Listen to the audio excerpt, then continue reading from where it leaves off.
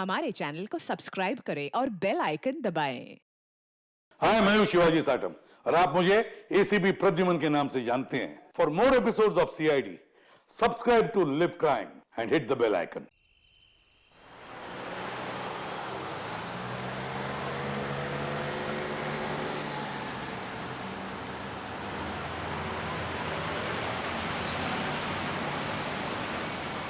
ये तो हमारी गाड़ी है।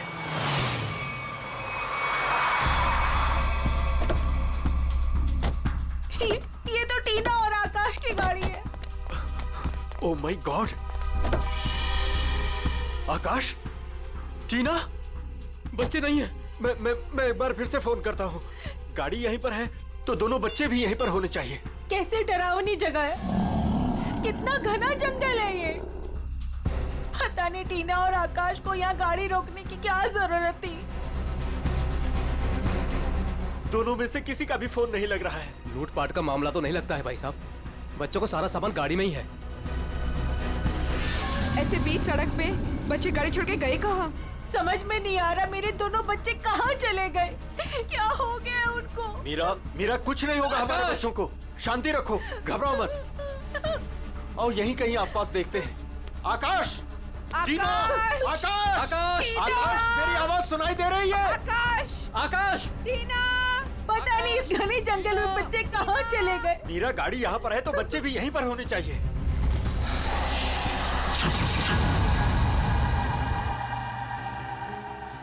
भाई साहब, कहीं कोई कुछ भी नहीं है वहाँ। यहाँ पर भी नजर नहीं आ रहा है। सन्नाटा। चुप हो जा।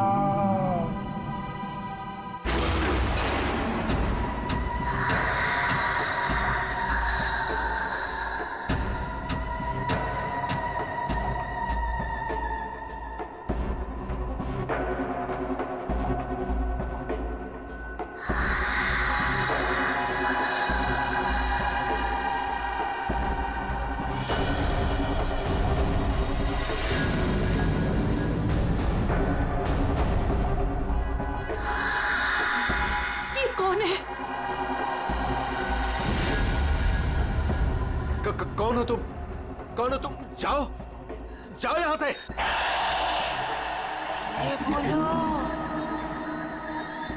आवाज बिल्कुल नहीं, वरना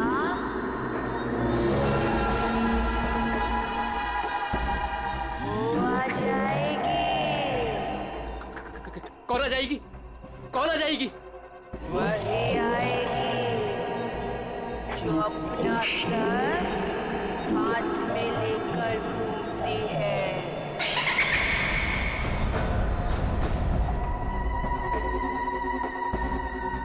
वो आ जाएगी। चलो कौन है? जल्दी आ जाएगी। चलो गाड़ी में बैठो जल्दी। वो आ जाएगी। वो आ जाएगी। वो आ जाएगी।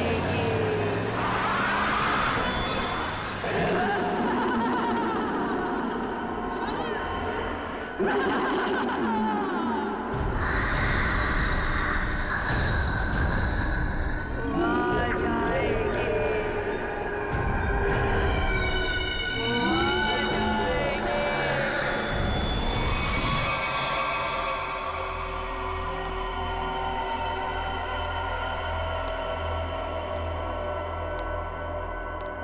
और तभी एक औरत आई।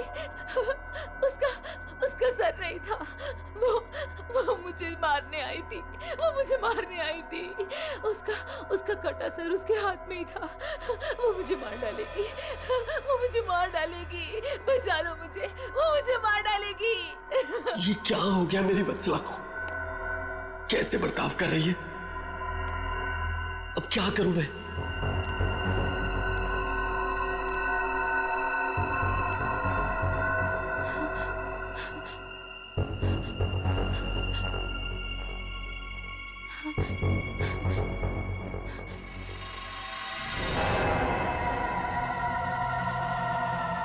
सर, उसके बाद क्या हुआ? उसके बाद वो अपना कटा सर मेरे चेहरे की तरफ फेंक। नहीं,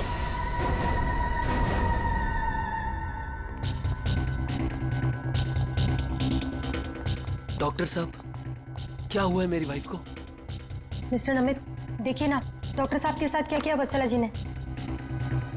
10 इंजेक्शन दे चुका हूँ शांत करने के लिए, लेकिन कोई असर ही नहीं हो रहा। लेकिन हुआ क्या है वत्सला को? इनका दिमाग एक सरकटी औरत के बारे में सोच रहा है। उसकी चाल टाल, उसका रवैया और पता नहीं क्या क्या इसके दिमाग में घुस गया है। Oh my God! डॉक्टर साहब, मेरी वाइफ ठीक तो हो जाएगी ना? कुछ कह नहीं सकते, लेकिन ये चेंजेस आपने इनमें कब महसूस की? कल रात वत्सला की गाड़ी दहलिया रोड पे खराब हो गई थी। मैं इसे लेने वहां गया, तब से इसकी हालत ऐसी है। देखिए मिस्टर नमित, इनकी हालत बहुत नाजुक है। मेरी मानिए तो इन्हें फौरन हॉस्पिटल में एडमिट कर दीजिए। सर, मुझे तो लगता है कि वत्सला जी के साथ जो कुछ भी हुआ है ना, दहलिया रोड पे हुआ है। श्रवण, हमने कहीं वहां से आकर कुछ गलती तो नहीं की ना? अब हमारे बच्चे कैसे मिलेंगे? मुझे तो लगता है उस खूनी औरत ने कुछ कर दिया है टीना और आकाश को। भाई साहब, मुझे लगता है कंप्लेंट लिखवा देनी चाहिए। पता नहीं बच्चे किस हाल में होंगे। उमेश, मैं तो कहता हूँ हमें सीआईडी को फोन करना चाहिए। मैं करता हूँ भाई साहब।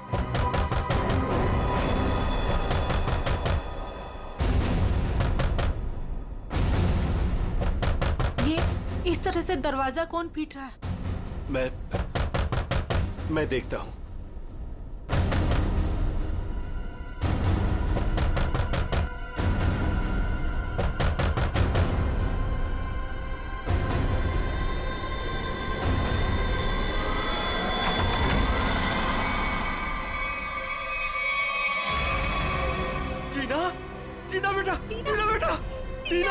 टीना बेटा, ये क्या हो गया? क्या हो गया? किया बेटा? ये किसने किया?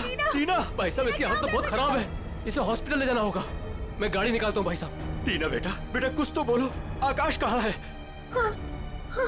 आकाश भैया को बचा लो। बचा लो मतलब? क्या हुआ है आकाश को? टीना बेटा! टीना आंखें खोलो बेटा, आंखें खोलो बेटा, आंखें बंद मत कर बेटा। टीना, क्या हुआ तुम्हें? वो गाड़ी हमें रोक रही है वहाँ।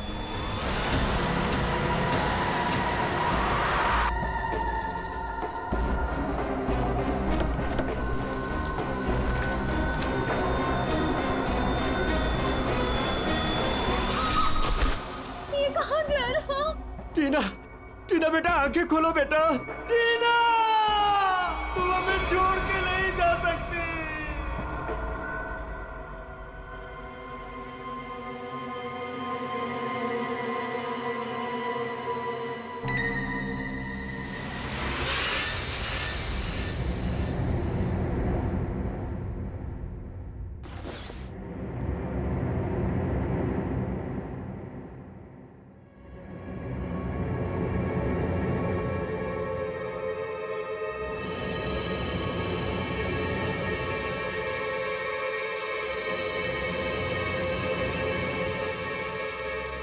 नहीं डॉक्टर साहब, मैं अपनी वाइफ को किसी भी हॉस्पिटल में एडमिट नहीं करने वाला।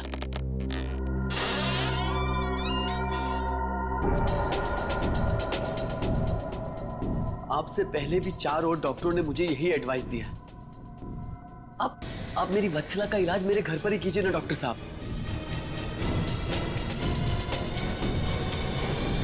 मैं अपनी वत्सला को अपने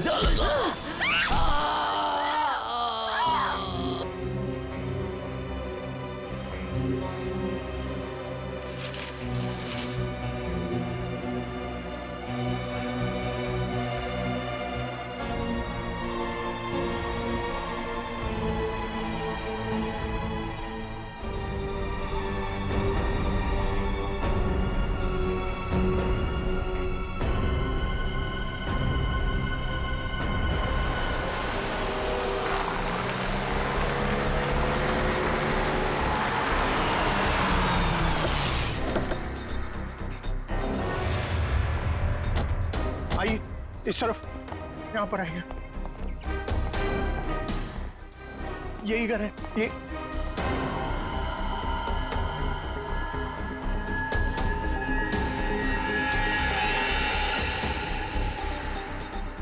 तो यहाँ पे जबरदस्त हाथापाई और तोड़फोड़ हुई है। चारों तरफ खून, सामान बिखरा पड़ा है। मिस्टर अमन, आपको कल रात ही हमें खबर कर देनी चाहिए थी। लेकिन सर, नमित के शरीर पर इतना खून देखा कि मैं डर गया था। हाँ सर।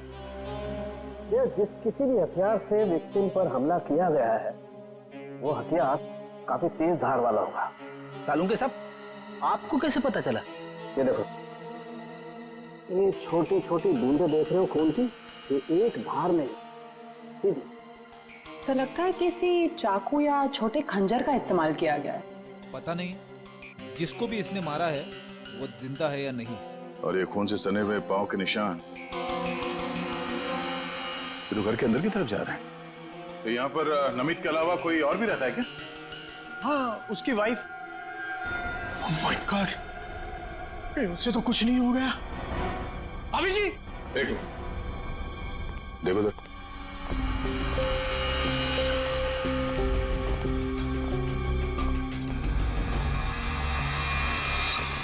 सर, ये पैरों के निशान तो आगे आगे धुंधले होते जा रहे।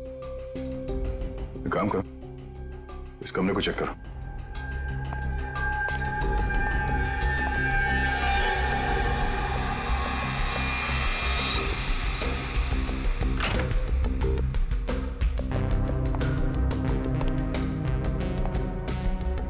बेड पर तो कोई खून नहीं।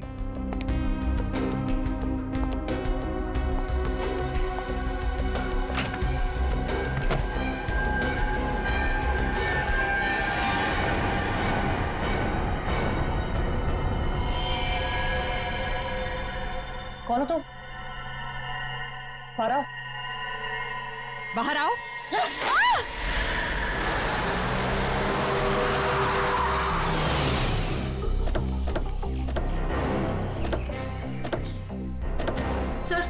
सर यही है मेरी टीना और आकाश की गाड़ी।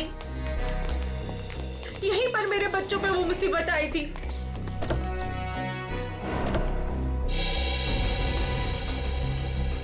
सर वो उस जगह पे खड़ी थी वो भयानक दिखने वाली लड़की। हाँ सर उसी ने हमारी बेटी को मार डाला है और वही हमारे बेटे आकाश को लेकर गई है। सर गाड़ी के अंदर तो सब ठीक ठाक ही लग रहा है। और सर हाथापाई की भी कोई निशान नहीं। अच्छा, यहाँ सड़क पे भी जैसा लग नहीं रहा है कि कुछ हुआ है। क्या टीना ने एग्जैक्टली क्या कहा था? सर वो बता रही थी कि आकाश भैया को बचा लो। बचा लो मतलब क्या हुआ आकाश को? वो ठीक तो है ना बेटा? सर कहीं मेरे आकाश को कुछ हो तो नहीं गया? सर उसके हाथ में कल रात को हंसिया था। हंसिया? सर हो सकता है कि शायद आकाश अभी भी उस औरत के कब्जे में हो और टीना किसी भी तरीके से वहां से भाग गई हो सकता है। वो जो कोई भी लड़की है शायद आकाश को जंगल में ही ले गई होगी। हाँ सर, हो सकता है आकाश अभी तक जंगल में ही हो। चल के देख लेते हैं। सर हम भी चलते हैं आपके साथ। नहीं, आप लोग यहीं रुकिए, जंगल थोड़ा खतरनाक है। एक्चुअली आप लोग घर जाइए, कुछ भी पता चलता आपको फोन कर देंगे। ओके? ठीक है सर।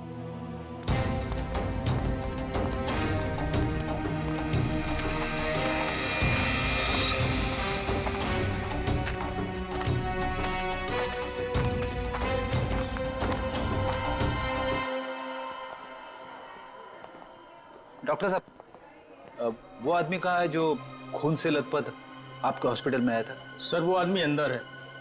तो अब होश में है या अभी भी बेहोश है? नहीं, अभी होश तो आ गया है उसे, मगर थोड़ी बहकी बहकी बातें कर रहा है।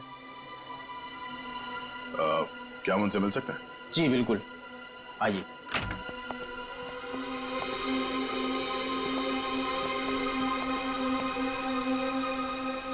नमित,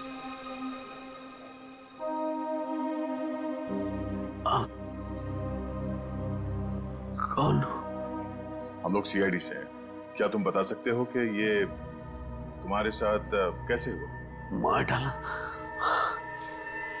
डाला मुझे। मेरी वत्सला ने मुझे मार डाला। पूछिए अमन से। मुझे रोज पिटती थी, पर मैंने कभी भी गुस्से से उसे नहीं घूरा। हाँ सर, मैं हमेशा इस बेचारे की दर्द भरी आवाज सुनता था। मैं समझ जाता था कि भाभी जी का बेलन इसके सर पर बज रहा है। नमित, हम तुम्हारी पत्नी से मिल चुके हैं। कुछ न कुछ तो गड़बड़ हुआ है उसके साथ, लेकिन अचानक वो ऐसा बर्ताव क्यों करने लगी? भगवान, पता नहीं, जब से दहलिया रोड से आई है किसी सरकटी औरत के बारे में बात करती है और किसी पर भी टूट पड़ती है, जैसे जान ले लेगी वो किसी की भी। फिर दहलिया रोड, मतलब जो भी गड़बड़ है वो इस दहलिया रोड पे ही है।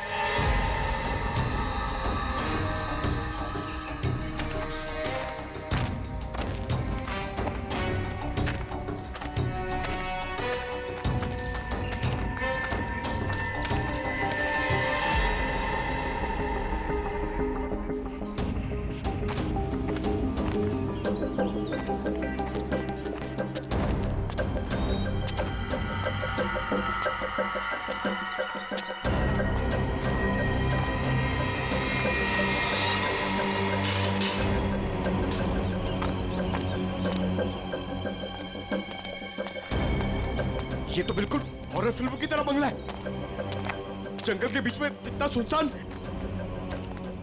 लगता है ये टीना और आकाश इसी घर में आए होंगे।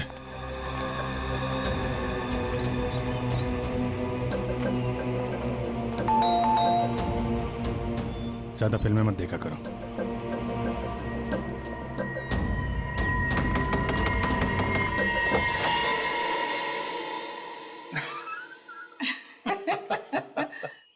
बहुत अच्छा लगा, इतने सुनसान जंगल में भी कोई हमें मिलने आया। एनीवेज, मेरा नाम डीके है और ये मेरी धर्म पत्नी रागिनी। अरे आइए ना आप लोग, अंदर आइए, बाहर क्यों खड़े हैं? प्लीज आइए आइए आइए। सर, ये लोग तो बहुत अजीब हैं। ये तो हम लोग से ऐसी बात कर रहे जैसे हम लोग इनके रिश्तेदार हैं। काफी अच्छा घर है। Thank you. आसपास दूसरा कोई घर नहीं दिख रहा है, तो इतने सुनसान जंगल में आपने ये घर बनाया? बनाया नहीं है सर, खरीदा है। वो क्या है ना कि हम दोनों पति पत्नी एक कलाकार हैं और अपनी सोच के आकार को पूरा करने के लिए हमें शांति और एकांत की सख्त जरूरत रहती है। जी हाँ सर, यही हमारा घर भी है और हमारी दुनिया भी है। और हाँ, आपको एक बात और बताना चाहूंगा। हम लोग रहते जरूर इस सुनसान इलाके में हैं, लेकिन कला के क्षेत्र में हमारा बहुत बड़ा नाम है। अच्छा जी। कब खरीदा आपने ये घर? बहुत साल पहले खरीदा था। अब तो ध्यान भी नहीं है हमें कि कब खरीदा था हमने। हाँ, ये तो याद होगा कि कल यहाँ पे कौन आया था? हाँ सर, बिल्कुल, लेकिन कल तो यहाँ कोई नहीं आया था सर। ये फोटोज देखिए, ध्यान दीजिए और सोच के बताइए, क्या इन दोनों में से कोई भी कल यहाँ आया था? नहीं मैडम, इनको हमने पहले कभी नहीं देखा।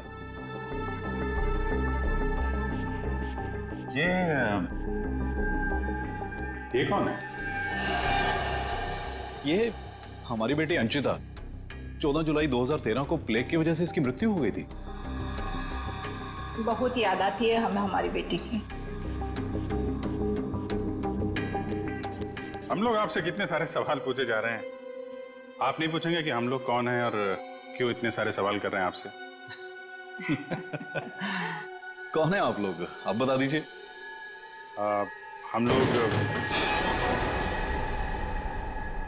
कौन है घर के अंदर? नहीं, कोई नहीं है। नहीं, कोई है।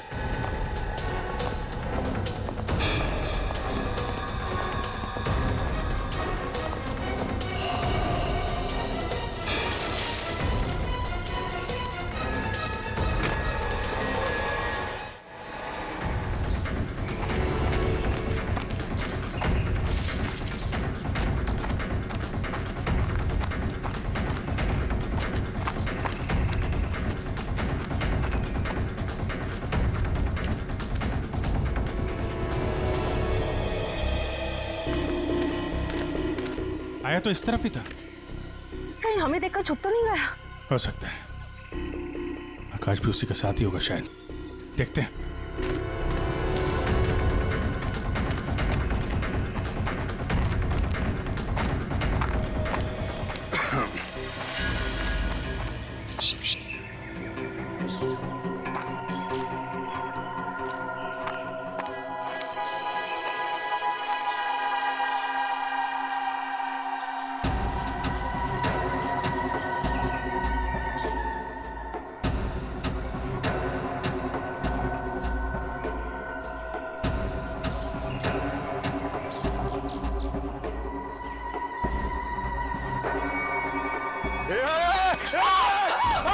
नहीं, फायर नहीं। कर नीचे। कौन हो तुम? क्या कर रही थी उस घर के अंदर? हसिया नीचे फेंको। टीना को तुमने मारा था ना? आकाश का है? धीरे बोलो, वो सुन लेगी। वो तुम्हारे पीछे खड़ी है।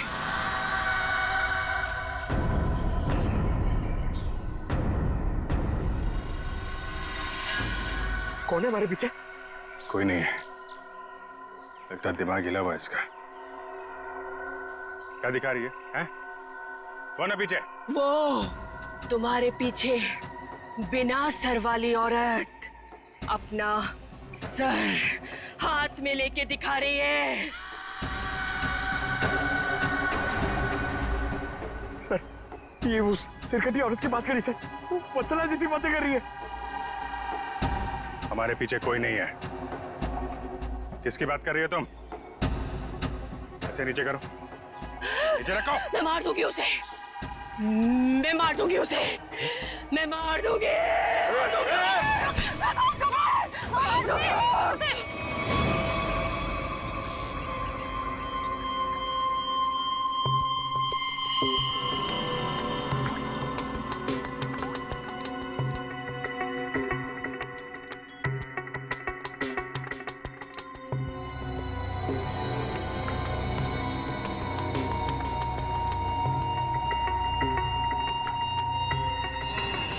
डॉक्टर मलिका, आप भी वही सोच रही हैं जो मैं सोच रहा हूँ?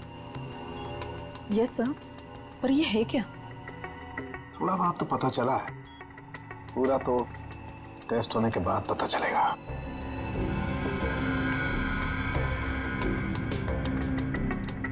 सर, मुझे लगता है कि आप ये कलर एरिया देख रहे हैं। ये ब्रेन टेल की नर्व्स की तरफ आ रहा है। इन दोनों औरतों के दिमाग के साथ छेड़छाड़ी की गई है।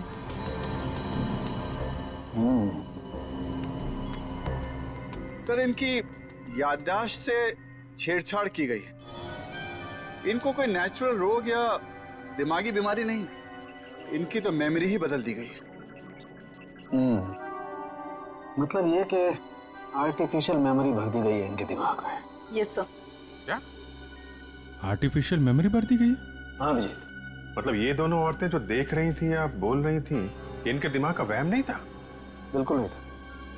दरअसल क्या होता है कि इंसान के बचपन से लेकर के उसके बड़े होने तक उसकी जिंदगी की तमाम यादें उसके दिमाग में एक डिस्क की तरह से जमा हो जाती हैं, कुछ इस तरह से। और फिर कोई एक दिन गर्दन के पीछे ऐसा इंजेक्शन लगा देता है, ये देखिए, यहां दिख रहा है, जिससे ब्रेन में कंपार्टमेंट्स बन जाते हैं और जिंदगी की सारी याद ब्लॉक हो जाती है। इंसान एक सेमी कॉन्शियस स्टेट में चला जाता है, आधी बेहोशी की हालत में। के बाद फिर क्या होता है? इसमें इंसान के दिमाग को सुन कर देने वाला ड्रग दिया जाता है। इंसान अगला पिछला सब भूल जाता है। आप सुन सकते हो, समझ सकते हो, लेकिन आप रिएक्ट नहीं कर सकते।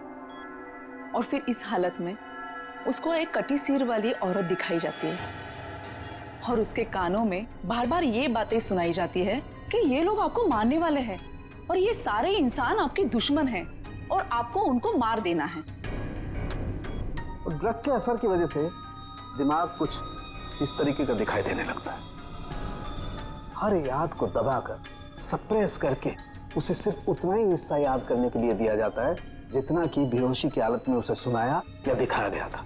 सर यानी कि इन दोनों औरतों ने सच में एक सरकटी औरत को देखा और होश में आने के बाद दोनों को सिर्फ उतना ही याद है। बिल्कुल। वरना सोचो, दो लड़कियां जो एक दूसरे को जानती नहीं, पहचानती नहीं, वो एक ही समय पर एक ही जैसी बात कैसे सोच सकती हैं? मतलब इनकी मेमोरीज को बदल दिया गया है। ड्रग्स कौन सा इस्तेमाल किया गया इनके ऊपर? डोडियन और हेपिस जैसे न्यूरॉन अफेक्टिंग ड्रग्स। ये ऐसी दवाइयाँ जो ब्रेन की मेमोरी लोकेशंस को नष्ट कर देती है।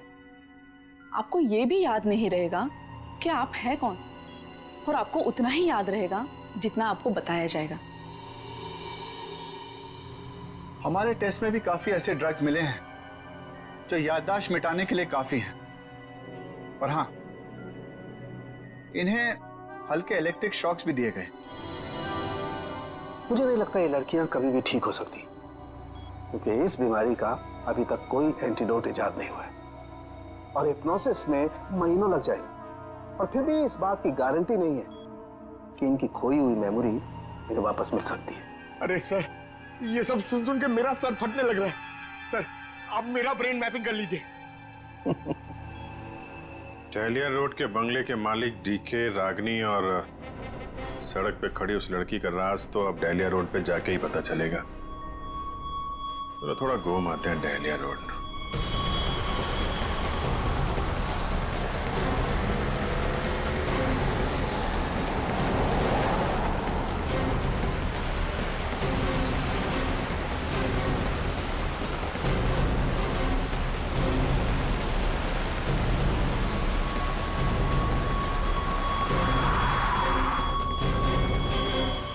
ये हमारी बेटी अंचिता है।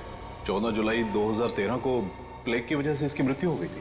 ये तो वही लड़की है, डीके और रागिनी की मरी हुई बेटी। मेरी मदद कीजिए प्लीज। कैसी मदद? मेरा मतलब क्या मदद चाहिए आपको? मेरे मम्मी पापा अचानक से बेहोश हो गए। मैंने बहुत कोशिश की उन्हें उठाने की, पर वो नहीं उठे। कहाँ है कहाँ आपके मम्मी पापा? घर पे आके देखिए ना प्लीज, पास में है। चलिए आइए। आइए, कहाँ पर है? चलिए। अच्छा, इन नाम से कोई भी रजिस्ट्रेशन नहीं? ओके ठीक है, थैंक यू। सर, सारे पेंटर्स एसोसिएशन में फोन कर लिया सर, मगर डीके और रागिनी के नाम से कोई भी रजिस्ट्रेशन नहीं। सब कुछ झूठ बोला उसने। मुझे तो लगता है कि उसने अपना नाम भी गलत बताया है। जयवंती, कुछ पता चला? नहीं सर, अभी तक कुछ भी नहीं पता चला। मगर सर, कितने कॉन्फिडेंस से झूठ बोल रहे थे दोनों। लगता है सर अब एक ही रास्ता बचा है, उन्हीं से सच उगलवाना पड़ेगा। नहीं जयवंती, पहले उसकी सारी डिटेल्स निकालते हैं, फिर उठाते हैं उसे। लेकिन सर पता कैसे चलेगा? एक काम करो, डहलिया हाउस में जो उनकी तस्वीरें खींची गई थी उन्हें क्रिमिनल डाटाबेस से और मिसिंग केस फाइल से मैच करवा के देखो, शायद असलियत सामने आ जाए। आइए। यहाँ इतनी रोशनी कम क्यों है? वो घर आबादी से दूर है ना, इसलिए वोल्टेज थोड़ा कम है। ये देखिए। दोनों एक साथ कैसे बेहोश हो गए? कहीं इस लड़की ने तो कुछ नहीं कर दिया?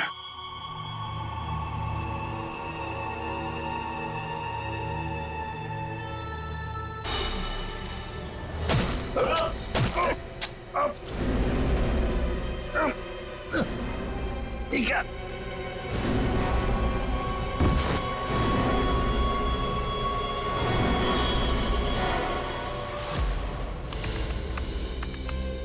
सर, दोनों फोन्स के सिग्नल नहीं मिल रहे हैं। सर, कुछ सेकंड्स पहले तक अभिजीत सर और दया सर का फोन दहलिया रोड पे बता रहा था, लेकिन अभी लोकेशन नहीं दिख रही है।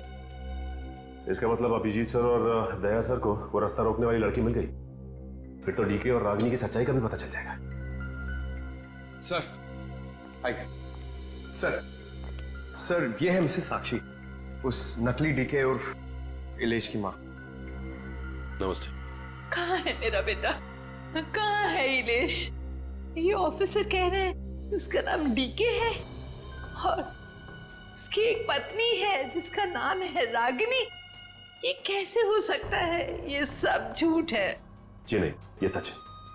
एक छानबीन के दौरान आपके बेटे और उस औरत से मुलाकात हुई हमारी, जो अब डीके और रागिनी बने बैठे, और उसी छानबीन में मिसिंग कंप्लेन से उनकी सच्चाई भी पता चली। मैम, आप हमें बता सकते हैं कि आपके बेटे इलेश ने अपना नाम बदल के डीके क्यों रख लिया? मेरा बेटा अपना नाम क्यों बदलेगा?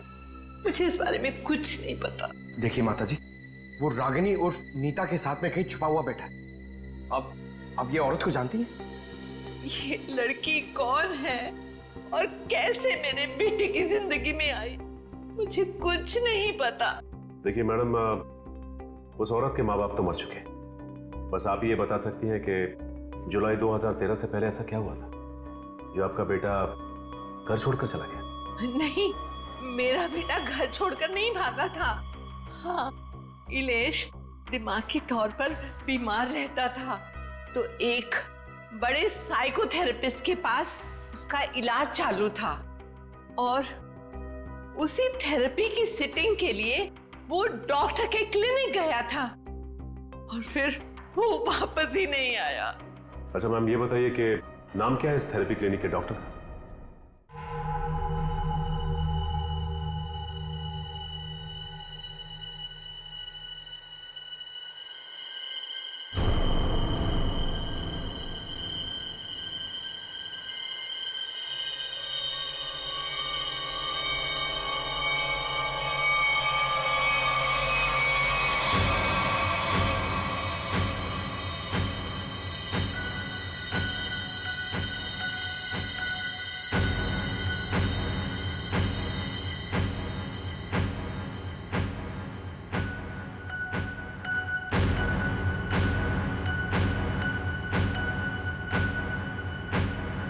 मारो, बचा लो खुद को, मार डालो।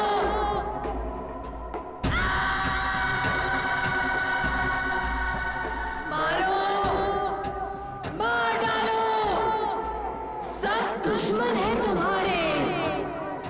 मारो, मार डालो, बचा लो खुद को। मारो, मारो,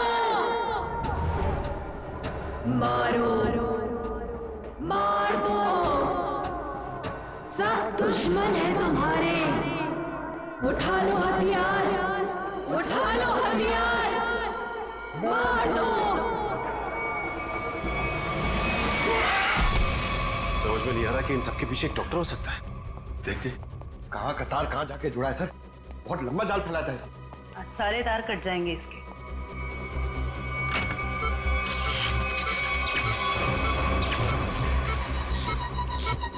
Oh my God.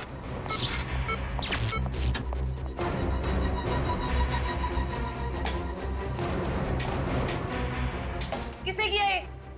बोलो, बोलो किसने किया?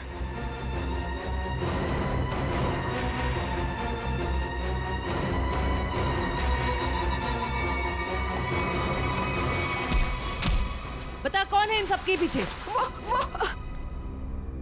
तुम उस बिना सर वाली औरत के साथ मिले हो ना? मैं नहीं, तुम उस सरकटी औरत के साथ मिले हुए हो। मैं जानता हूं, मैं छोड़ूंगा नहीं तुमको। तुम और उस औरत दोनों को खत्म कर दूंगा मैं। तुम मुझे मारना चाहता है ना? छोड़ूंगा नहीं तुम्हें।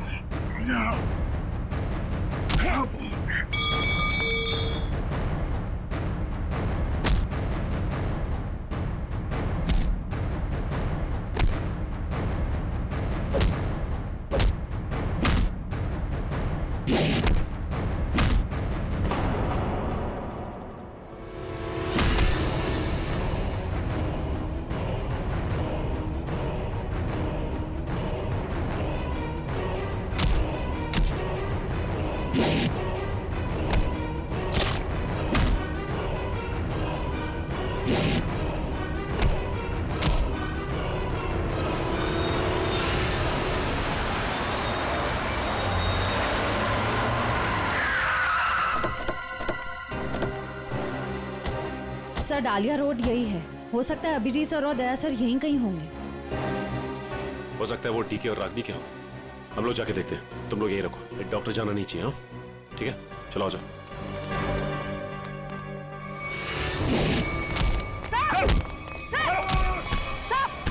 अभिजीत सर, क्या कर रहे हो आप लोग? सर, क्या कर रहे हो आप लोग? संभालो। अभिजीत सर, सर क्या कर रहे हो? Please, please. नहीं सर। चल जल्दी, चल। एंटीडोट दे जल्दी। संभालो।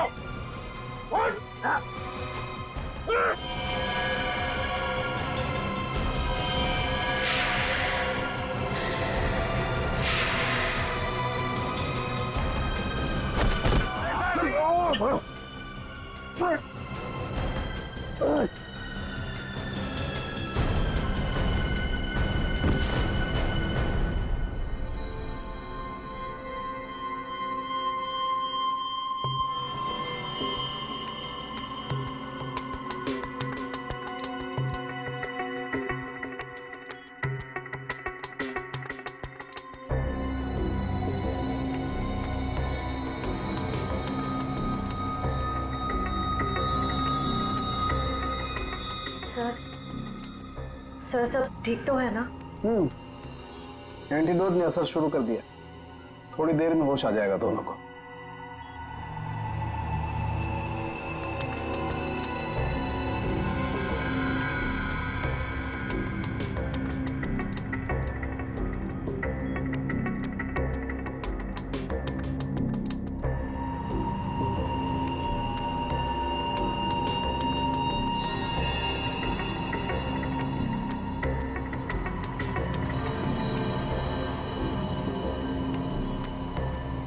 शुक्र मनाओ डॉक्टर सालुंके, अगर ये दोनों ठीक हुए हैं तो सिर्फ मेरी वजह से। अगर अपने दिमाग का सही इस्तेमाल किया होता ना, तो एक मुजरिम की तरह इस हालत में नहीं खड़े होते, समझे? विकास अंकल, आपकी वजह से मैं भी एक मुजरिम बन के रह गई। अभी तो सिर्फ तुम दोनों का गुनाह सामने आया है। जिस दिन तुम दोनों को सजा मिलेगी ना, उस दिन समझ में आएगा कि गलत राह पे चलने का अंजाम क्या होता है।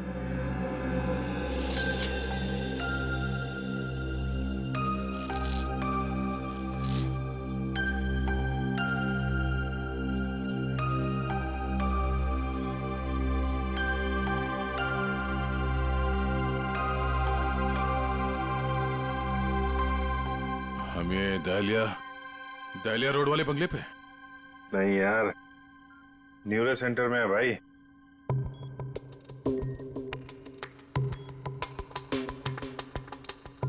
और मुजरिम हमारे सामने खड़ा है।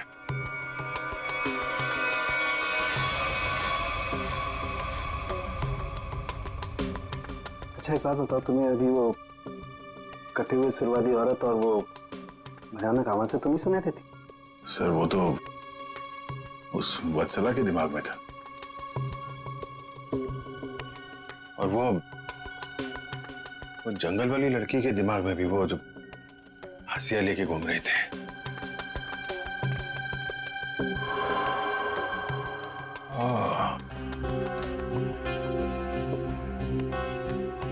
अब समझ में आया, संचिता के माँ बाप ने भी हम लोग को वो ड्रग्स वाला इंजेक्शन लगा दिया था। हमारे दिमाग में भी ये सारी बातें भरती गई थी। बताओ डॉक्टर विकास, क्यों किया तुमने ये सब? जल्दी बता, वरना हमें तुम्हारा इलाज करना पड़ेगा। क्या बताऊं, डॉक्टर सालुंके ने सब कुछ समझा तो दिया था। मैं दुनिया में तहलका मचाने वाला ब्रेन मैपिंग एक्सपेरिमेंट करना चाहता था। बेहोशी में मैं लोगों को यहां लाता था और उनके ब्रेन से उनकी सोच को निकालकर अपनी सोच भर देता था। जरा सोचो, कितनी ताकत थी मेरे हाथ में।